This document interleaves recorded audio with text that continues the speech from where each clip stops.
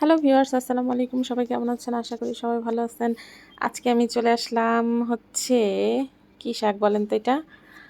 আমি জানি যে বলতে পারবে না। আমিই বলে দিচ্ছি। এটা হচ্ছে মূলো শাক। আর কয়দিন ধরে আমার যে কি পরিমাণ মূলো শাক খাইতে ইচ্ছা করতেছে এইজন্য কি করলাম বাজারে গেলাম। বাজারে গিয়ে ২ আটি মূলা শাক নিয়ে আসলাম। নিয়ে এসে ১ম হচ্ছে কুচকুচি করে কাটছি। কাইটে পরে হচ্ছে ওগুলো ভাপাইছি। ভাপায়ে অর্ধেক রেখে দিছি হচ্ছে আজকে রান্না করার জন্য, আর অর্ধেক হচ্ছে বক্সে করে রেখে দিছি হচ্ছে ফ্রিজে রেখে দিছি। যেদিন খাইতে ইচ্ছা করবে ওইদিন রান্না করে খাবো।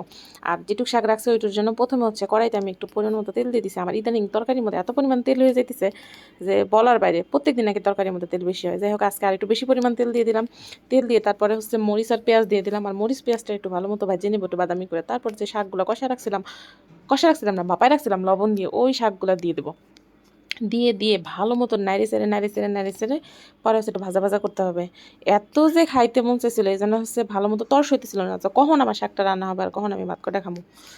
তো এই তো যাই হোক আমার হচ্ছে এই শাকগুলা মোটামুটি হচ্ছে পেঁয়াজ মরিচ দিয়ে নাড়ায় একটু পরপর হচ্ছে আমি উল্টাপাল্টা নাড়াচাড়া নিছি। এই যে দেখেন আমার হচ্ছে শাকগুলো রান্না করা হয়ে গেছে। আর এই যে শাকের মধ্যে যে সাদা সাদা এগুলো দেখতেছেন এগুলো হইতেছে মূলা।